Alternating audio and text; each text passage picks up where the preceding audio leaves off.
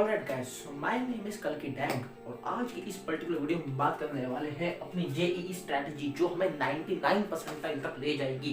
उसको हम कैसे अचीव करेंगे, आज इस पर्टिकुलर वीडियो में उसी के बारे में बात करेंगे। सो इस पर्टिकुलर वीडियो को मैंने 5 सेगमेंट में डिवाइड किया है। पहली चीज आपकी स्केड्यूल, फिर इंपॉर्टेंट टॉपिक्स, फिर टू डू लिस्ट, फिर मिस्टेक्स और फिर नंबर ऑफ मॉक टेस्ट। मतलब हम कब पढ़े तो स्केड्यूल बताएगा, कब पढ़े, क्या पढ़े, कैसे पढ़े, क्या गलतियां नहीं करनी और कितने मॉक टेस्ट देने हैं। तो इन सब के बाद मैं कौन होता हूँ आपको सब बातें बताने वाला। तो मैं वही हूँ जिसने जेईई मेन 2021 के अंदर 190 मार्क्स सिक्योर करे हैं। इसलिए मैं आपको गाइड करूंगा उन सब बातों को लेकर के जिसने मुझे 190 मार्क्स तक पहुंचाया, और उन गलतियों के बारे में मैं आपको बताऊंगा, आप उनको अवॉइड करना जो आपको इस 190 प्लस का टारगेट और अचीव करने में हेल्प करेगी। सो 190 का टारगेट तो आप अचीव करेंगे ही करेंगे मेरी इन सब बातों को सुनकर के। जो गलतियां मैं बताऊंगा आप उनसे और आगे अपना स्कोर आगे बढ़ा सकते हैं। ठीक है, चलिए स्टार्ट करते हैं। शेड्यूल की बात करते हैं। तो schedule is not fix to everybody है ना। शेड्यूल हर बंदे का अलग अलग होता है। मे भी आपको रात को पढ़ना पसंद है, रात को पढ़िए, दिन में पढ़ना पसंद है तो दिन में पढ़िए। लेकिन मैं अब अपनी स्ट्रैटेजी बताना चाहूँगा जिस हिसाब से मैं पढ़ता था।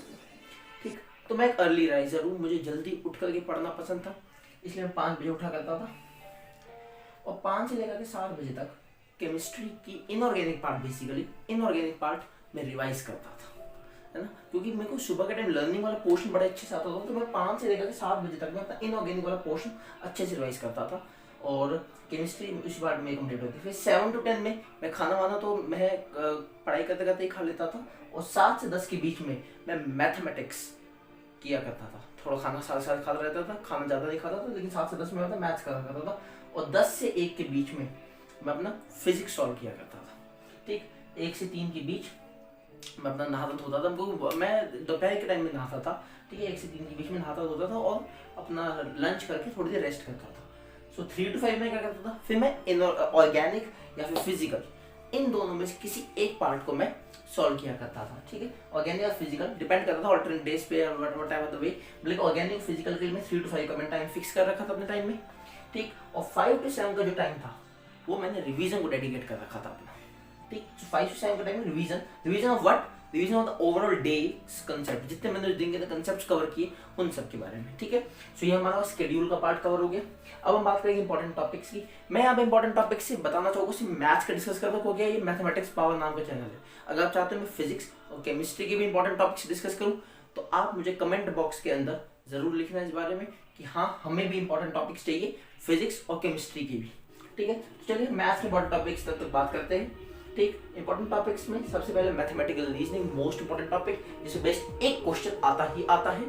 ठीक, दूसरा टॉपिक है आपका स्टैटिस्टिक्स, उस पे बेस्ड पे एक टॉपिक आता ही आता है, मतलब 90% एक्यूरेसी होती है, आता ही आता है।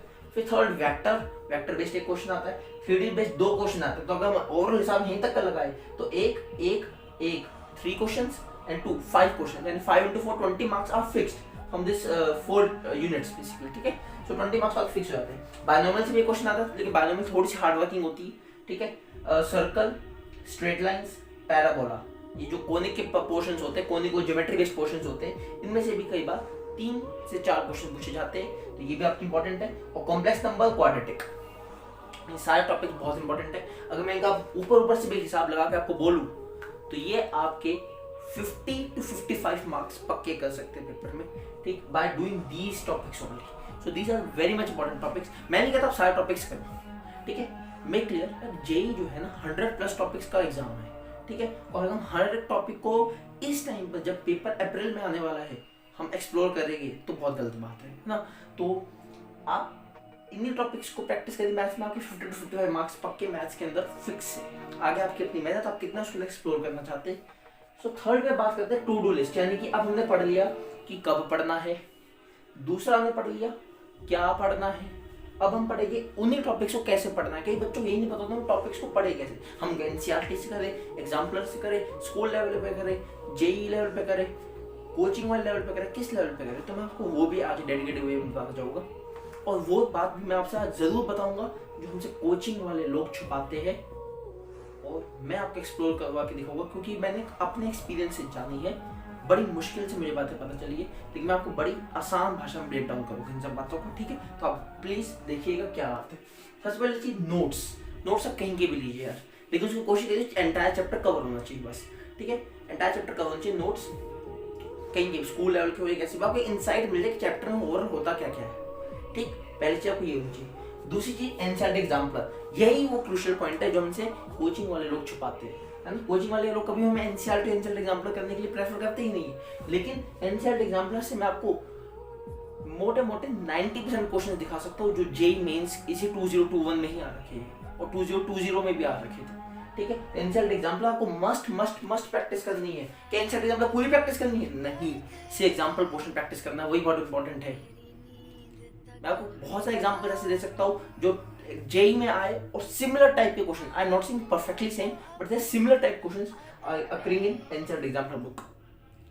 If you are over with notes and NCERT example of any topic, then the next target of you should be PYQs, past year questions. Past year question कौन से करने हैं? 2019, 20 और 21 के। तो 2019 to 21 वाले PYQ सारे करिए, क्योंकि ये बहुत abundant है ना। अगर मोटा मोटा हिसाब लगाए तो यही हमारे कुछ पेपर्स बन जाते हैं, लेट्स से 50 पेपर्स के अप्रोक्सीमेटली बन जाते हैं 2019-21 लेकर के, ठीक है। अब इसके बाद ये सब भी हो जाता है। सो हम उसके बाद क्या कर सकते हैं? हम उसके बाद कर सकते हैं PYQs कहाँ के? 2002 जब जेई एस्टैब्लिश होते हैं ट्रिपल ई के अंडर से लेकर 2018 तक के। अब बात आती है यार इनके तो हमारे पास PDF फॉर्म है ही नहीं, ठीक है। अगर आप चाहते हैं कि मैं इन सब की 2002 से लेकर 2019 तक की PDF आपको फ्री ऑफ कॉस्ट अवेलेबल करवाऊँ, तो आप मुझे कमेंट बॉक्स में जरूर लिखिए, yes I want PYQs 2002-2021 in one PDF form, okay. तो 2002 से 2018 वाली मैं प्रोवाइड करवाऊंगा, ठीक है। आपको वो भी मिलेगी और आपको ये भी मिलेगी चैप्टर वाइज होगी। सबसे पहली बात ये होगी, ठीक। इसके बाद मैं एक पॉइंट इसमें और ऐड करना चाहता हूँ अपनी ओर से, वो ये है कि अगर आपका इतना सब कुछ कवर हो गया है, आपको अगला स्टेप क्या करना है, ठीक है। अब इतना कुछ हो गया यार, लेकिन एक अच्छा फीलिंग बतानी चाहिए, हाँ। तो उसके लिए क्या करना, आपको एक चैप्टर वाइज टेस्ट देना। कहाँ से देना है? मैं वो सोर्स बताता हूँ, NTA अभ्यास ऐप। मैं फिर लिख देता हूँ यहाँ पर NTA अभ्यास ऐप, होपफुली आप सब जानते हो, बहुत अच्छा ऐप है ये NTA अभ्यास ऐप, ठीक है। चैप्टर वाइज टेस्ट खोलना, चैप्टर वाइज, ठीक है। और उसके अंदर आप सिक्योर 120 मार्क्स का अप्रोक्सीमेटली टेस्ट होता है, ठीक। अगर आप इस 120 में से मेरे अपने टाइम में जब मैं स्कोर करता था तो मैं 90 से 100 के बीच में अप्रोक्सीमेटली हर साल चैप्टर्स में आते थे। लेकिन अगर आपके 70 से 80 भी टच कर रहे हैं out of 120, then you are perfectly good. I am telling you that you are perfectly good यार, ठीक है। अगर नोट्स, एनसीईआरटी एग्जाम्पलर, PYQs 2002 से 2019 तक और NTA अभ्यास में 70 से 80 नंबर के बीच में 120 में सिक्योर कर रहे हैं यार, आप बहुत सही कर रहे हो अपने लेवल पर, ठीक है। अब अगली बात आती है क्या गलतियां हमें अवॉइड करनी है जो मैंने शायद नहीं कर पाया और उसी के कारण मेरा रिजल्ट 190 पर स्टक हो गया। आप इसी गलतियों को अवॉइड करना और आप पक्का 190 प्लस 4 हो गया, है ना। तो पहली गलती की बात करते हैं, नॉट प्रोकास्टिनेट। क्या मतलब है इस बात का भाई? प्रोकास्टिनेट सबने सुना है, तो क्या होता था मेरे साथ, क्या होता था मैं बस लेवल बताता हूँ। सपोज मैंने प्लान बनाया, हाँ यार मुझे 5 बजे उठना है, ठीक है। 5 बजे उठ गया तो सारा प्लान इस हिसाब से चलता था, ये बिल्कुल प्लान है। लेकिन इस 5 का मैंने उठने में थोड़ी सी लेट होने के कारण कुछ भी बात थी, अगर मैंने 6:30 कर दिया उठते उठते, है ना, तो मेरा सारा दिन बिल्कुल ब्लडी हेल कंफ्यूज जाता था, है ना। क्या होता था, मैं 5 से 7 तक खराब, तो मैं सारा दिन खराब कंफ्यूज, मैं कुछ भी नहीं कर पाता था, कहीं फोकस नहीं जता पाता था, उसके बाद पूरा दिन खराब हो जाता था, सिर्फ सुबह का 1-1.5 घंटा खराब होने के कारण। तो मैं प्रोकास्टिनेट कर देता था, हाँ यार मैं कल से करूँगा। आपको ये गलती नहीं करनी है, डू नॉट प्रोकास्टिनेट यार, ठीक है। कल पर मत डालना किसी चीज़ को, जो करना है। अच्छा आपका सपोज आपको लगता है 5 से 7 शॉट खराब हो गया, अच्छा चलो छोड़ दो, आज वाली केमिस्ट्री का शॉट छोड़ देते, कल उसको देख लेंगे, कल सिर्फ उसी स्लॉट को देखो ना, बाकी सारे स्लॉट एज इट इज रहने दो। 7 से 10 मैथ्स पढ़ना तो पढ़ना है, 10 से 1 फिजिक्स का तो फिजिक्स है। क्या मेरी बात समझ आ रही है? तो मैं ये कहना चाहता हूँ, तो नॉट प्रोकास्टिनेट यार, ठीक है। अगर एक स्लॉट खराब होता है, आपका एक पर्टिकुलर टाइम इंटरवल खराब हुआ, तो सिर्फ वही टाइम इंटरवल खराब हो रहा है, पूरा दिन खराब मत करो उसके कारण। ये गलती मैं उस टाइम करता था और मैं जेई का स्कोर उसका स्टक हुआ, मैं बहुत ज़्यादा क्या कह सकता हूँ कि उस बात को लेकर के रिग्रेट है, गिल्ट है, और मैं चाहता हूँ ये गिल्ट आपके मन में पैदा ना हो, इसीलिए ये वाली बात जरूर याद रखना, ठीक है। दूसरी चीज है not give mock test daily, ठीक है। मॉक टेस्ट रोज नहीं देने आपको, कितने इंटरवल्स पे देने वो आगे बात करेंगे, लेकिन कम से कम रोज तो बिल्कुल भी नहीं देने, ठीक है। रोज देने से क्या होता है, मैं आपको साइकिल बताता हूँ, माइंड स्टक होने लग जाता है, ठीक है। क्या होता है, माइंड स्टक होने लग जाता है, एक ही चीज को बार बार सोचता है माइंड, ठीक है। हाँ यार मैं को ये वाला पेपर दिया था मैंने और उसके अंदर मेरे इतने नंबर आए थे, you are judging yourself by marks. तो आपका माइंड जो है ना नॉलेज के प्रति नहीं, मार्क्स के प्रति इंटेंसिफाई हो जाता है, आपका माइंड मार्क्स के प्रति स्टक हो जाता है, और आपको वो नहीं चाहिए, ठीक। आपको क्या चाहिए, आपको चाहिए यार मैं मॉक टेस्ट डेली तो बिल्कुल नहीं दूंगा, ठीक है। टाइम इंटरवल के गैप पे दूंगा, वो टाइम इंटरवल में आगे बताऊंगा किस गैप पे देना आपको, ठीक है। चलिए दूसरी बात, अब तो ये गलतियां मैंने करी, ठीक।